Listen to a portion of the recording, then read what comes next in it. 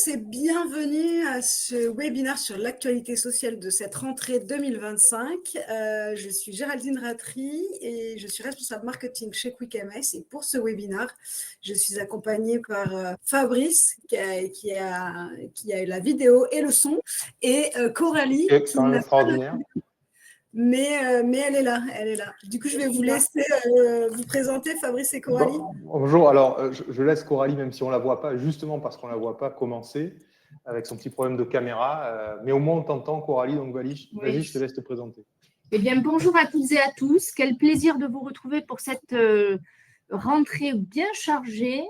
Certes, l'image est un peu figée, mais je n'ai pas changé d'expression de visage. Pour ceux qui ont l'habitude de me voir, je suis toujours la même. Collaboratrice au sein du cabinet Capstan, j'ai le plaisir d'accompagner avec Fabrice les employeurs, quel que soit l'effectif, quel que soit le secteur d'activité, en conseil contentieux, formation, audit, et surtout, on a le plaisir toujours d'échanger avec vous dans le cadre de ce webinaire. Parfait, alors je vais me présenter aussi, donc Fabrice Carava, avocat associé chez Capstan au bureau de Marseille. Comme l'a dit Coralie, donc, nous accompagnons exclusivement les entreprises en droit du travail. Alors, du contentieux, on va plaider régulièrement devant le conseil de prud'homme, mais surtout du conseil en accompagnement par des formules d'abonnement qui nous permettent d'être au plus près de nos clients, de bien les connaître et donc de bien les conseiller dans le temps, et de les former aussi, puisque nous sommes un organisme Calliope, ce qui nous permet donc de former les services RH aux méandres du droit du travail, comme on va en explorer un petit peu aujourd'hui. Voilà. Eh ben, merci beaucoup Fabrice et Coralie. J'en profite pour faire un petit focus juste sur QuickMS, qui on est. On a été créé en 2018 et on a 2 logiciels. Le premier logiciel qui s'appelle Graphic et qui est une BI RH et qui permet donc au RH de pouvoir faire du pilotage avec des tableaux de bord, de pouvoir également répondre à vos obligations légales comme la BDESE, l'index, le bilan social, etc. Et on a un autre outil qui s'appelle Crew et qui permet de digitaliser l'expérience collaborateur. Et en fait, on a des fonctionnalités qui tournent autour de la digitalisation des entretiens, des objectifs, des enquêtes, etc. etc. Allez, on rentre dans le vif du sujet avec l'actualité sociale. Je vais partager le document. Est-ce que vous voyez bien la slide à l'écran? C'est bon? Je crois que je le vois, moi. Donc, Alors, pour l'instant, moi, non. Je ne sais pas si... Moi, je le vois. Allez. Décidément, on a des soucis techniques. Bon, alors, écoutez... Ah, ça y est, je le vois. C'est bon? Très bien. Allez. Alors, écoutez, c'est à moi de commencer, puisqu'on voit désormais mieux la slide que Coralie. Donc, on va parler du projet de loi, parce que c'est ainsi qu'il faut l'appeler pour l'instant. C'est un texte qui devrait avoir une forte influence, logiquement, à partir de l'année prochaine, dans l'ensemble des services RH, puisque on nous programme une réforme de l'entretien professionnel qui va au passage changer de nom et devenir l'entretien des parcours professionnels. Alors, ce n'est pas une jurisprudence, c'est vrai que d'habitude, on a plutôt tendance à présenter des arrêts de la Cour de cassation dans cette actualité sociale, mais là, pour le coup, c'est quand même quelque chose qui va changer les pratiques. On est un petit peu en avance aussi, puisque c'est une loi qui n'est pour l'instant pas définitivement votée, mais enfin, il nous a paru quand même pertinent de traiter du sujet pour dire attention, voilà ce qui devrait arriver, soyez attentifs, ça se présente. Alors, en quelques mots, puisque ce sera probablement à préciser lorsque les choses seront définitives, on a aujourd'hui, ça a été adopté le 8 juillet dernier, en commission mixte paritaire, donc vous savez peut-être cette espèce de bête parlementaire qui réunit à la fois des sénateurs et des membres de l'Assemblée nationale pour trouver un compromis sur un texte.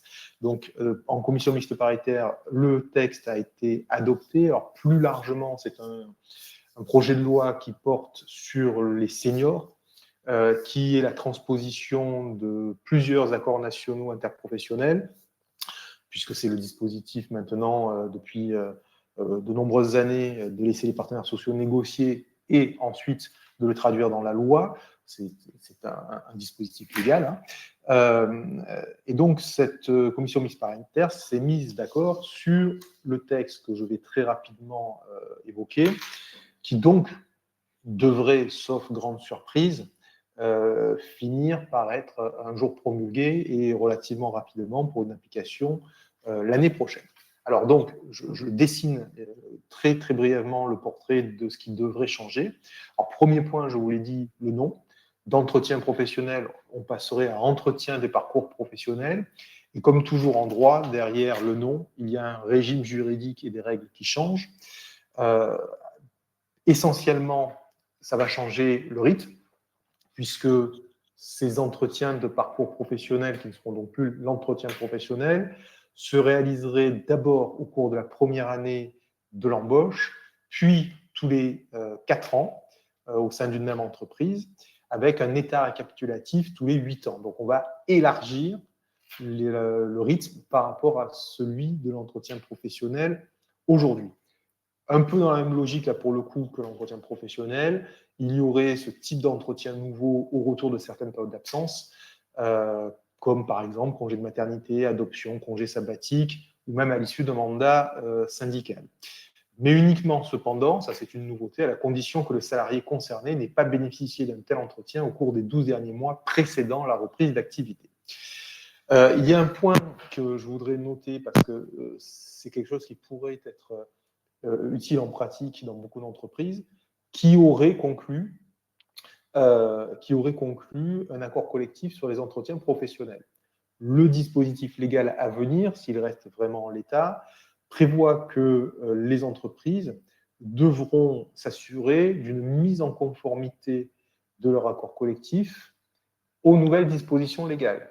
Ça signifie donc que si effectivement la loi devient ce qu'on nous annonce, les entreprises dotées d'un accord d'entreprise traitant de l'entretien professionnel devront faire une revue pour le mettre à jour, ce qui sous-entend donc la négociation d'un avenant, ou en tout cas la reprise de négociation sur ce sujet-là.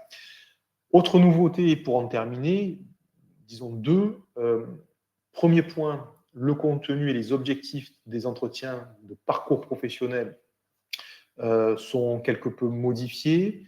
Alors, à titre d'exemple, on peut noter par exemple qu'il devra traiter des compétences du salarié, de ses qualifications mobilisées dans l'emploi actuel, mais aussi les souhaits d'évolution professionnelle, la reconversion interne, externe. Donc, juste à retenir que le texte modifie par rapport à l'entretien professionnel le contenu de ces entretiens. Et donc, deuxième élément à retenir par rapport à ce que j'annonçais, je vous l'ai dit, ce texte-là s'inscrit dans un projet de loi de transposition d'un accord national, même de deux, me semble-t-il, interprofessionnels concernant les seniors. Et donc, on traite quand même des seniors en prévoyant que l'entretien de parcours professionnel intervient au cours de la 58e ou 59e année. Et quand c'est le cas, il doit aborder, je cite, les conditions de maintien dans l'emploi et les possibilités d'aménagement de fin de carrière, notamment les possibilités de passage au temps partiel ou de retraite progressive.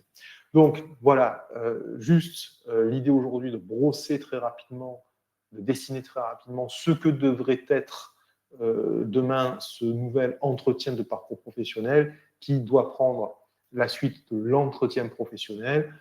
Globalement, il y a surtout un rythme qui est quand même élargi, donc de manière concrète, pour les formules que vous utiliserez, les modèles que vous utiliserez en matière d'entretien, bien, il faudra les revoir en ce qui concerne l'entretien de parcours professionnel.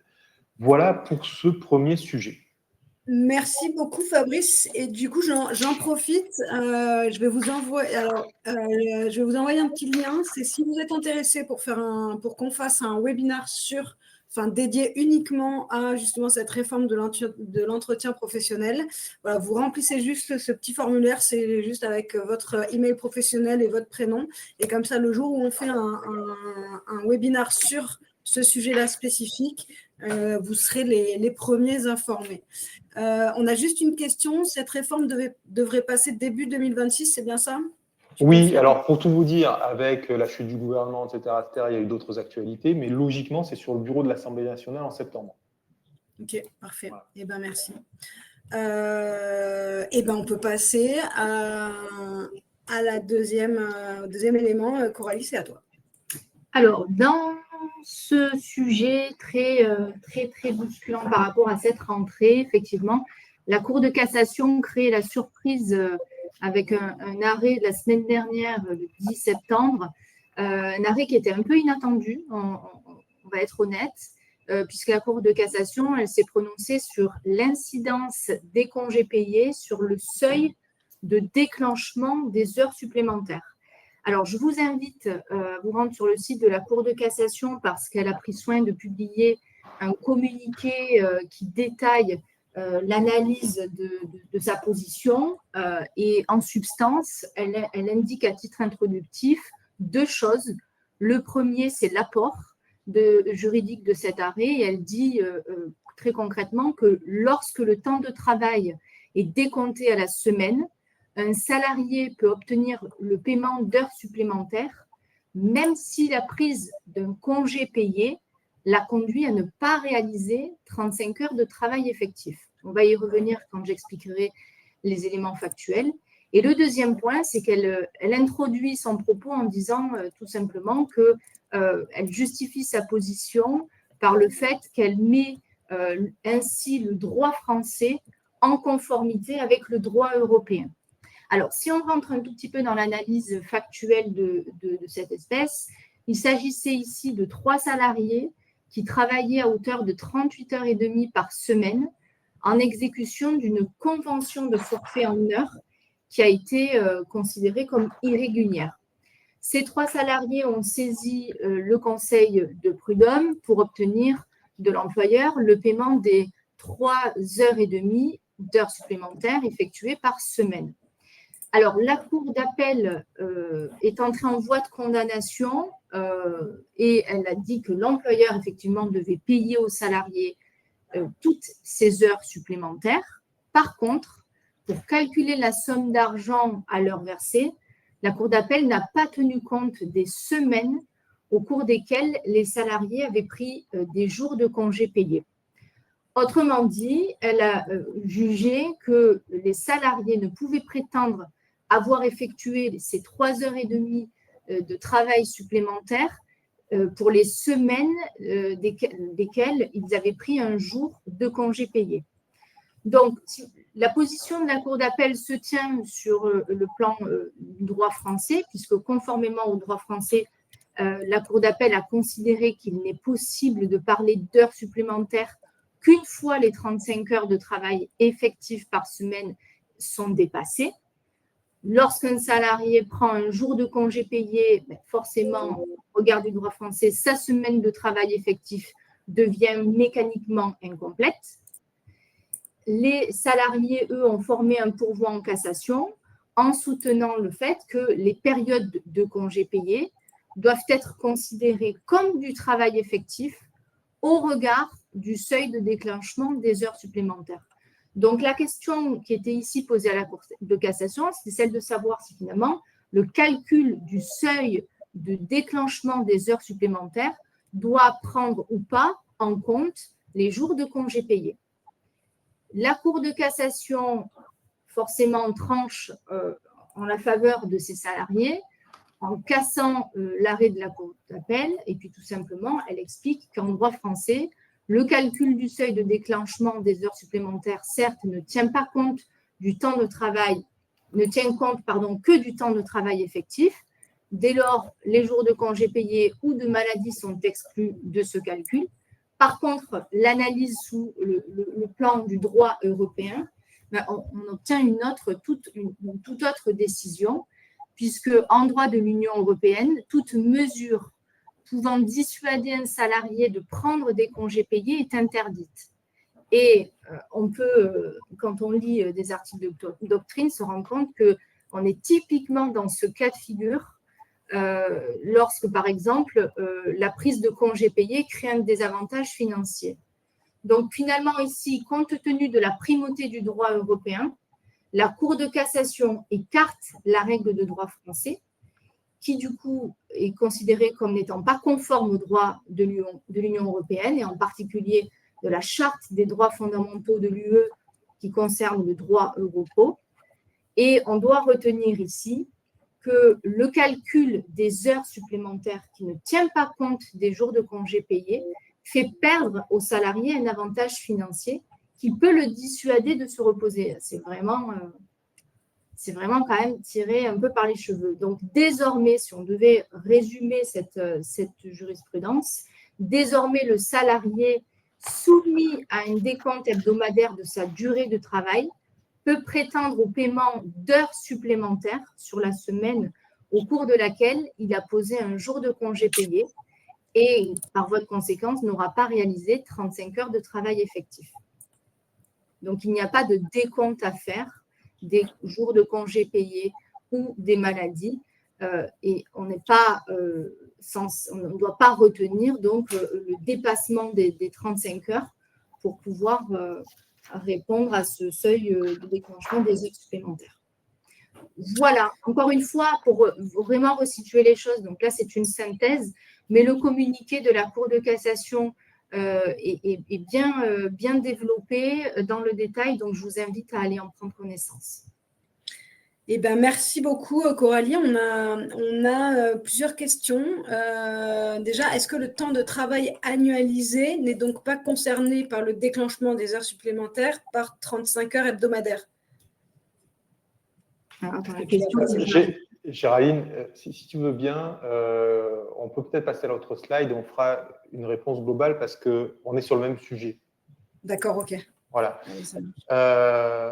Si tout le monde est d'accord, je propose de faire ainsi. Parce qu'effectivement, Coralie vient de le dire à l'instant, l'arrêt qu'elle vient de vous exposer n'était pas vraiment attendu. Celui dont je vais vous parler, par contre, était attendu, il a même été annoncé. Et on savait que le 10 septembre, il devait se passer un tremblement de terre en matière de congés payés et d'arrêt maladie à la suite du premier, parce que le vrai tremblement de terre, c'était avant. Là, c'est une réplique. C'est la loi d'avril dernier qui, à la suite d'arrêt de la Cour de cassation précédent, au prétexte d'une transposition, là aussi, du droit européen, est venu créer un droit d'acquisition de congés payés pour les salariés, même en cours d'arrêt de travail, en organisant une différence entre les arrêts de travail d'origine professionnelle et les autres, et en créant et en organisant un droit à report jusqu'à 15 mois.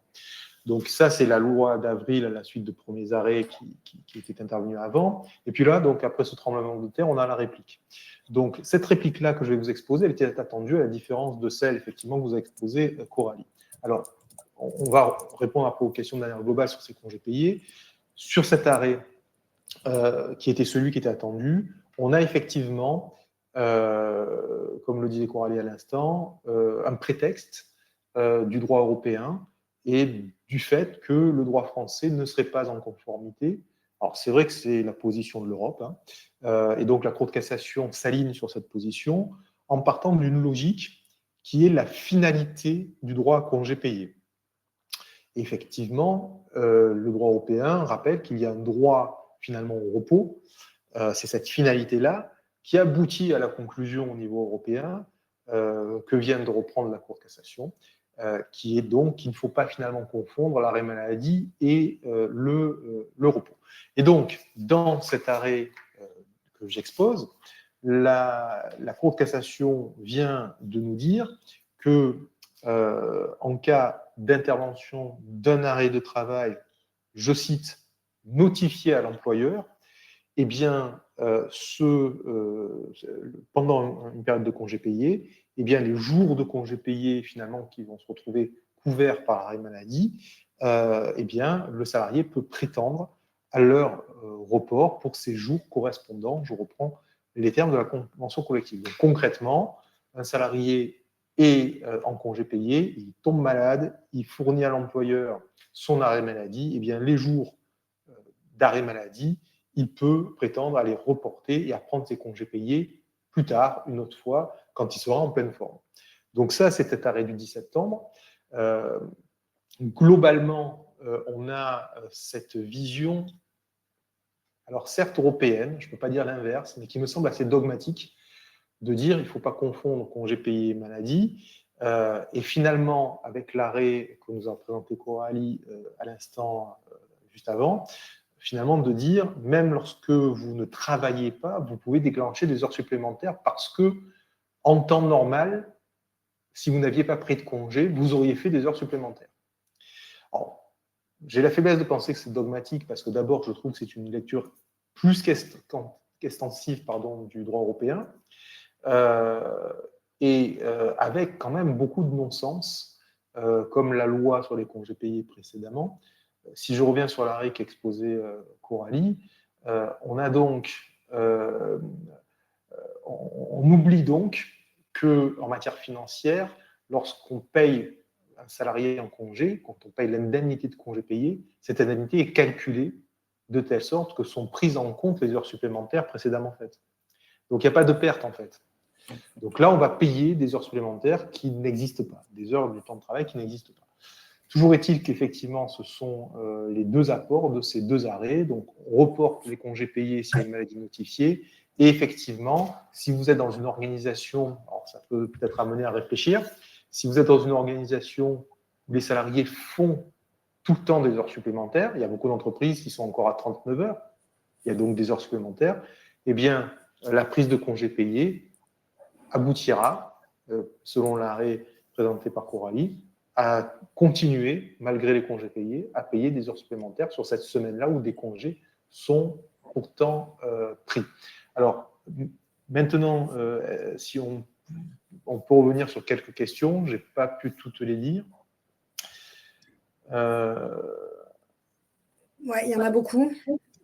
Alors oui, globalement, alors je les lis du coin de l'œil, effectivement. Oui, c'est ce que je viens de dire, c'est la première question que je lis. Oui, un salarié il tombe malade, il envoie son arrêt de travail, eh bien, effectivement, il pourra reprendre ses jours puisqu'il a un droit à report. C'est effectivement ça que vient de nous dire la Cour de cassation. Et on les garde effectivement dans la cagnotte de congés payés, comme je vois que quelqu'un l'écrit. C'est exactement ça.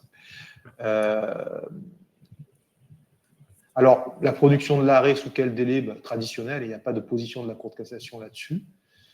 Je continue un peu à lire les questions.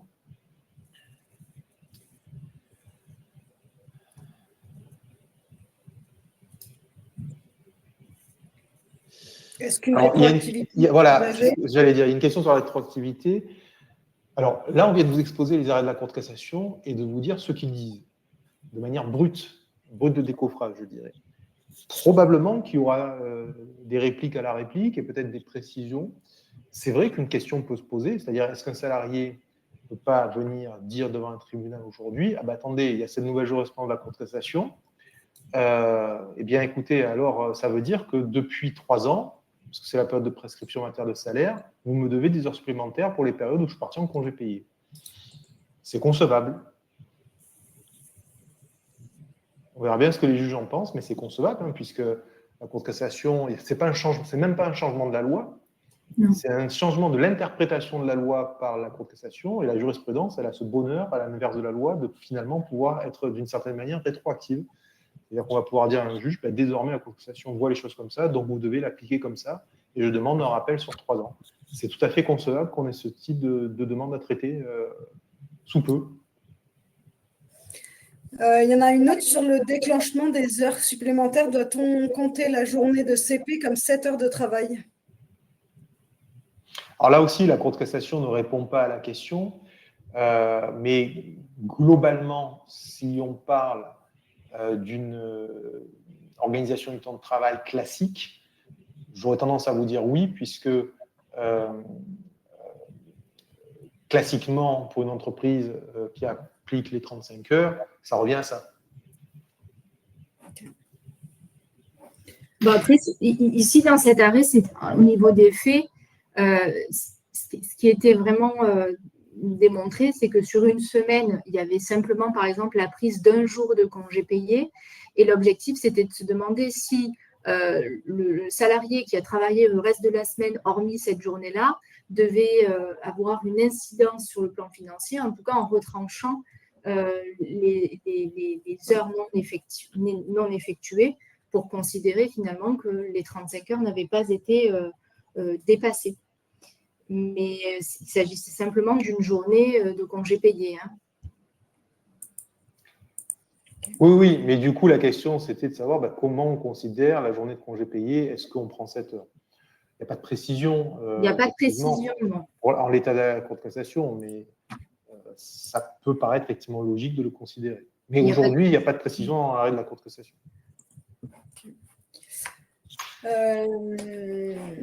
Ok, je pense qu'on a fait le tour des questions qui sont apparues. Je propose qu'on passe à l'arrêt suivant. C'est Fabrice. Coralie, c'est toi. C'est moi, mais il me semblait qu'il y avait d'autres questions, mais bon, il faudra qu'on y revienne tout à l'heure éventuellement. Parce que du coup, je suis en train de les remonter. Ah oui, il y a bien la production de l'arrêt doit être faite sous quel délai? Il n'y a pas de précision non plus, c'est donc le délai habituel. Après, vous savez, il y a un délai de 48 heures qui est souvent invoqué, c'est en fait en droit de la sécurité sociale, c'est le délai donné par la loi, par le Code de la sécurité sociale pour transmettre l'arrêt à la Sécu. Souvent, les règlements intérieurs ou les accords d'entreprise ou le contrat de travail vont récupérer ce délai, mais qu'il n'y a pas vraiment de source légale. Néanmoins, c'est là où je veux en venir, il n'y a pas de vraie sanction. C'est-à-dire que si un salarié ne respecte pas le délai de 48 heures qui est par exemple posé par votre convention collective et qui vous envoie un arrêt de travail au-delà, je n'ai pas le souvenir d'avoir vu encore un conseil de prud'homme qui ne prenne pas pour autant totalement compte de l'arrêt de travail. Dire à un salarié que vous êtes en retard sur la production, bon, pourquoi pas, mais si l'arrêt de travail il existe quand même, vous allez être obligé d'en tirer les conséquences. Okay. Alors, juste en précision complémentaire, en apport juridique de cet arrêt, il faut retenir qu'ici, on était dans le cas de figure du temps de travail décompté à la semaine. Et il s'agissait de salariés qui accomplissaient du coup 38 heures et demie par semaine, mais en exécution d'une convention de forfait en heures irrégulière.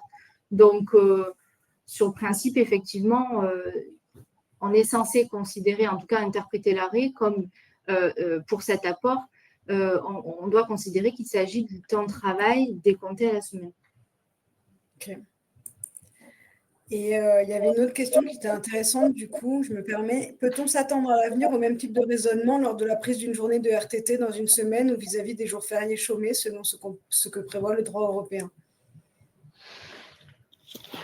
Je ne pense pas véritablement parce que, alors d'abord, ça dépend de quoi on parle, parce que jour RTT, en fait, c'est un concept juridique très particulier et souvent, on utilise ce terme pour décrire ce qui ne décrit pas réellement juridiquement. Je pense notamment quand on a des forfaits en jour, on va souvent parler de jour RTT. En fait, ça n'en est pas juridiquement parlant.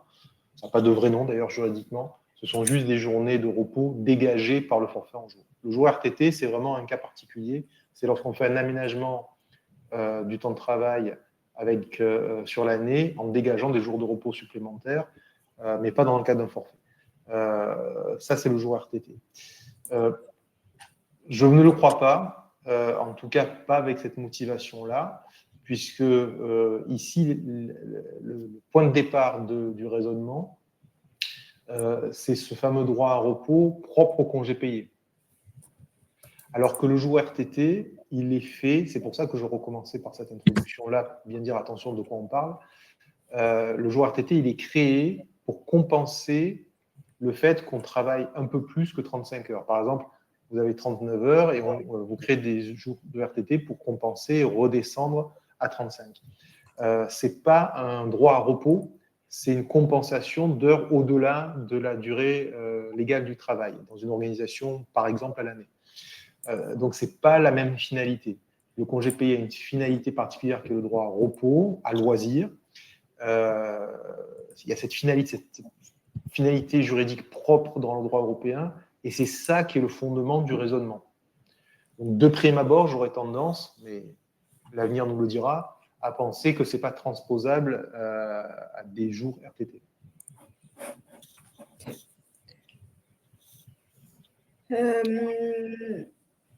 Ça marche, on arrive au bout. Je pense qu'on peut continuer parce qu'il est 14h et on reviendra si besoin.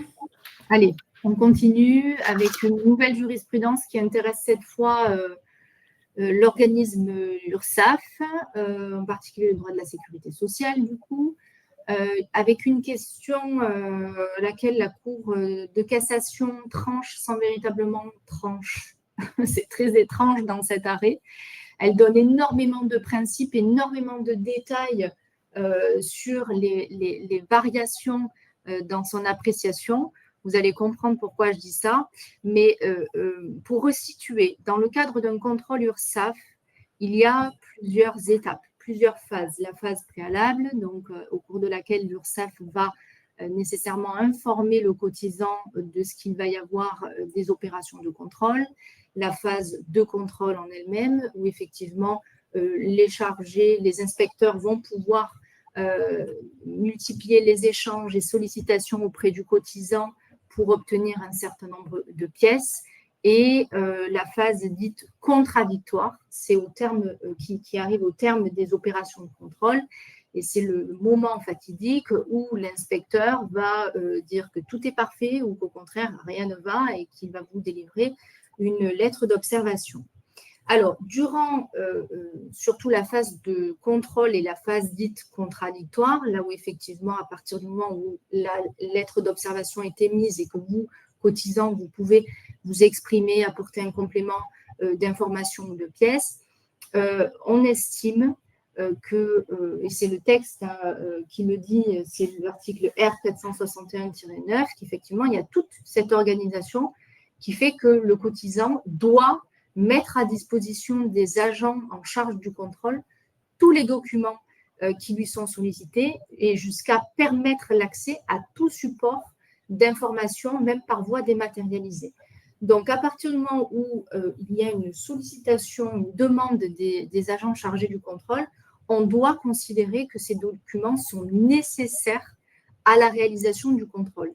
Si on ne les remet pas à ce stade ou si par de défense, le cotisant ne justifie pas sa position pour dire que tel ou tel point n'a pas à être retenu par l'inspecteur, vous le verrez, ça a une incidence plus tard lorsque vous souhaiterez contester en saisissant le tribunal judiciaire.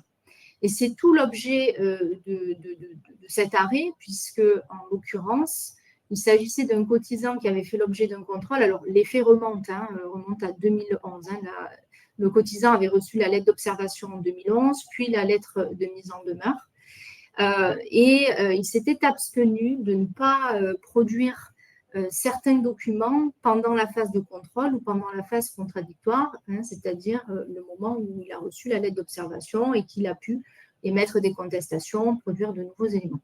Donc, le cotisant, au moment où il saisit le tribunal, va produire une attestation donc, postérieure à la phase de contrôle dans le cadre uniquement du recours judiciaire. En cause d'appel, puisque le dossier est allé en cause d'appel par le prisme du cotisant, le cotisant s'explique en disant que au regard des droits au procès équitable, droit de la défense, il est en capacité, en première instance, puis en cause d'appel, pour soutenir ses prétentions, d'invoquer des moyens nouveaux, de produire de nouvelles pièces et de proposer de nouvelles preuves pour établir le manque de fondement du redressement. La Cour d'appel n'est pas de cet avis du tout et elle répond donc à la négative en disant finalement il n'y a pas lieu, dans le cadre d'un recours judiciaire, d'examiner des pièces nouvelles qui sont produites par le cotisant au motif que lors des opérations de contrôle ou au cours de la phase contradictoire, il n'était pas en mesure de la présenter. Alors, c'était l'axe de défense, de sorte que les inspecteurs du recouvrement n'ont pas pu réaliser les opérations telles que c'était requis. Et puis surtout, ils n'ont pas pu vérifier le bien fondé de son affirmation parce qu'en fait, le cotisant se contentait d'affirmer qu'il n'avait pas pu verser cette attestation avant, dans le cadre du contrôle, sans en faire la démonstration. Donc, selon le cotisant, pour lui, il était recevable à invoquer tout nouveau moyen sur le fondement de l'article 6 de la Convention européenne des droits de l'homme. Donc, finalement, la question se posait de savoir s'il était toujours possible à l'appui d'un recours judiciaire, de verser les pièces que le cotisant n'a donc pas fournies à l'organisme de recouvrement lors du contrôle ou de la phase contradictoire.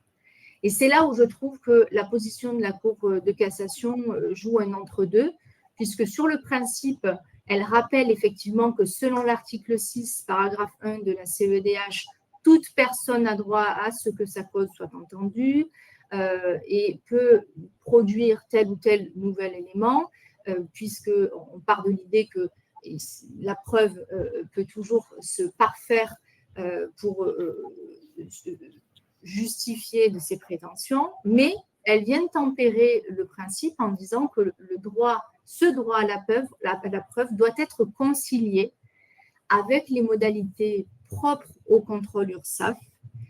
Et donc, si finalement on en faisait la synthèse de son apport, la Cour de cassation dit que finalement il ressort de ces éléments que pour assurer l'effectivité du contrôle par le juge en ce qui concerne la matérialité des faits, au-delà du fait que le cotisant devrait pouvoir produire ces éléments, encore faut-il qu'il démontre qu'il n'était pas matériellement en mesure de les produire avant, dans le cadre des opérations de contrôle.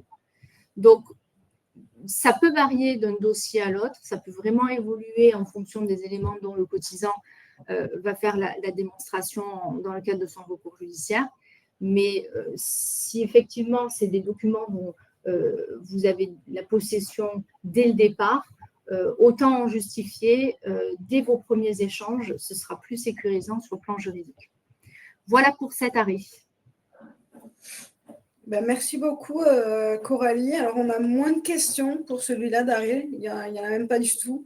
Du coup, je vais laisser la parole à Fabrice pour le prochain arrêt.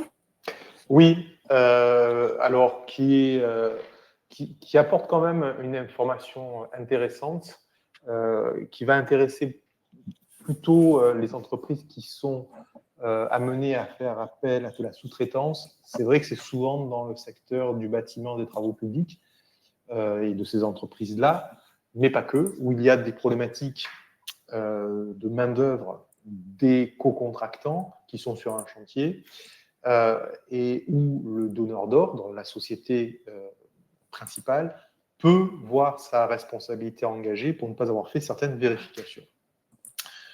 De quoi on parle concrètement? Eh bien, tout part de l'article L 8222-1 du Code du travail. Je vais le citer pour mettre les choses au clair. Cet article nous dit « Toute personne vérifie lors de la conclusion d'un contrat dont l'objet porte sur une obligation d'un montant minimum en vue de l'exécution d'un travail, de la fourniture d'une prestation de service ou de l'accomplissement d'un acte de commerce et périodiquement jusqu'à la fin de l'exécution du contrat que son co-contractant s'acquitte des formalités pour faire court légal et notamment de tout ce qui est déclaration pour notamment cotiser à l'URSSAF. » Donc, j'ai relu cet article parce que vous l'avez peut-être relevé et je viens sur l'arrêt de la Cour de cassation. Cette obligation pèse sur toute personne, donc une entreprise notamment, une personne morale, qui va co-contracter. Et le texte nous dit que la personne doit vérifier les formalités faites par son co-contractant, c'est le terme, que son co-contractant s'acquitte des formalités, etc., etc.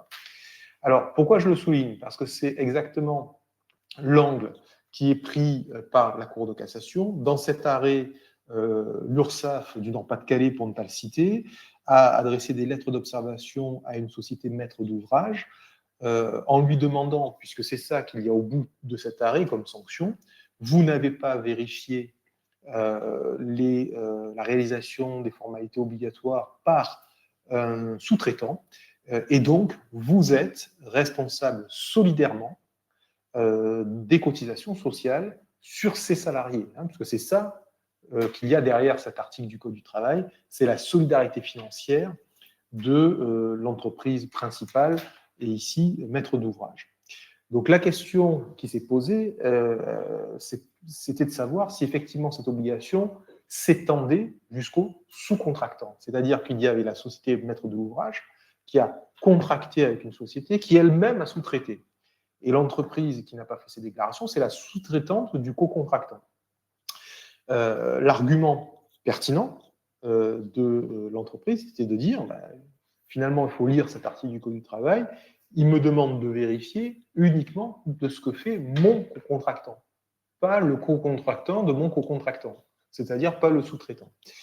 Et l'argument a été pertinent puisque la Cour de cassation suit et dit effectivement que sur l'application, sur le fondement de cet article du Code du travail, le maître de l'ouvrage n'est pas tenu à une obligation de vigilance à l'égard du sous-contractant de son co-contractant.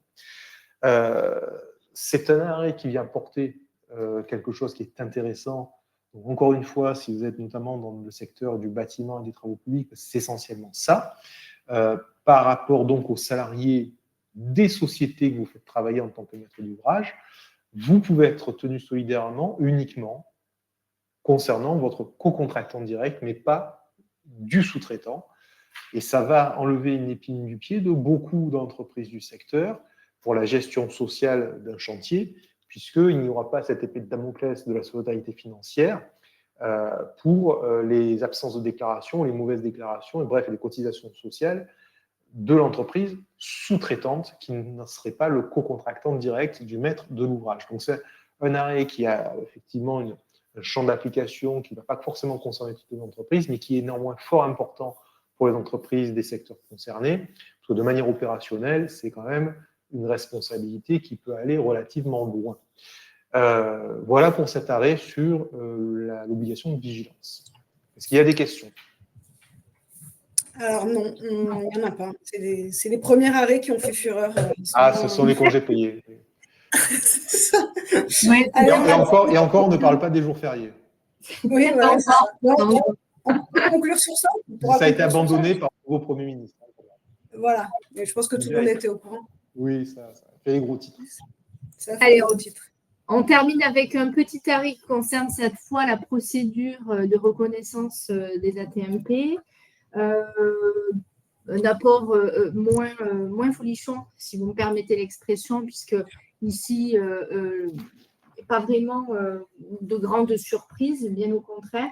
Il s'agissait simplement de s'intéresser à une des dispositions qui intéresse la procédure de reconnaissance de la maladie professionnelle et en particulier le fait que la CPAM ait pour obligation, pour justifier de la régularité de la procédure de reconnaissance, et l'obligation d'informer l'employeur à plusieurs étapes de la procédure pour lui permettre d'abord de consulter le dossier, de suivre l'instruction et surtout de faire valoir ses observations.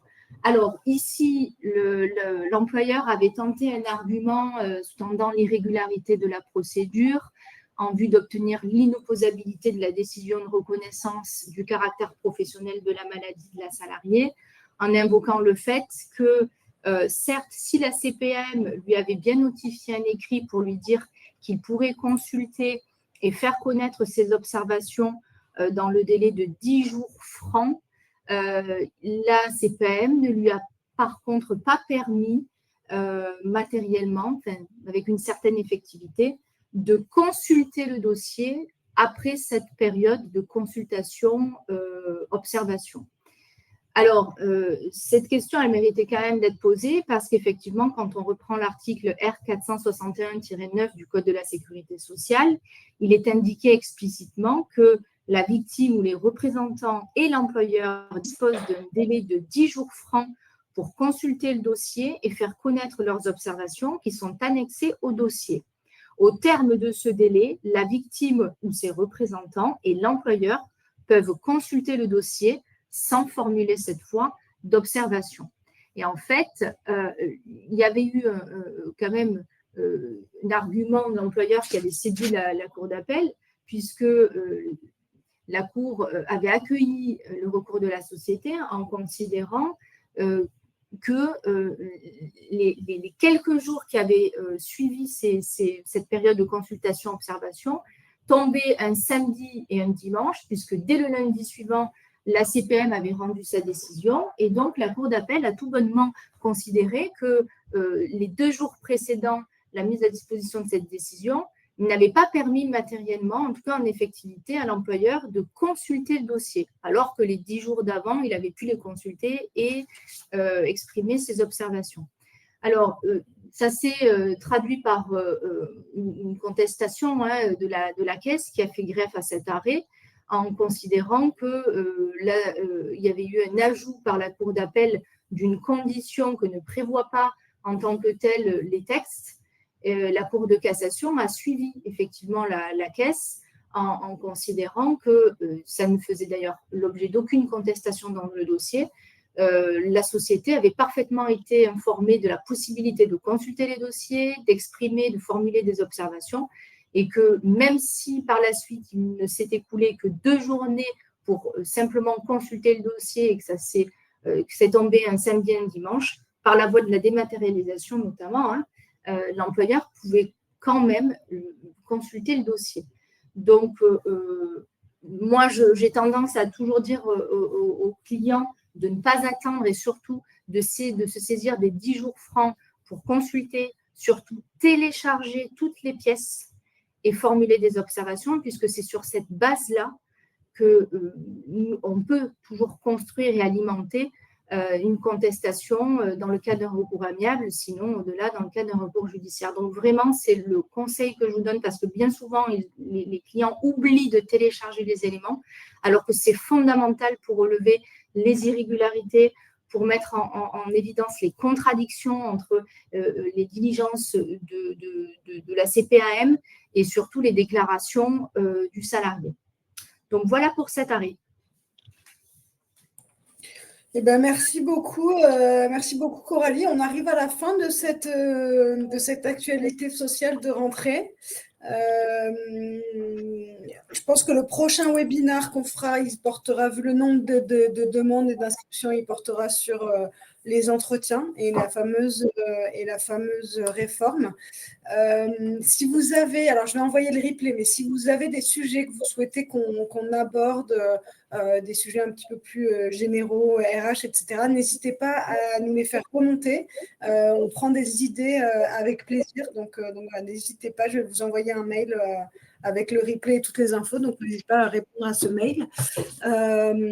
Et ben, il ne me reste plus qu'à vous souhaiter une bonne journée et puis on espère à bientôt alors. Bonne journée à tous, au revoir. Au revoir.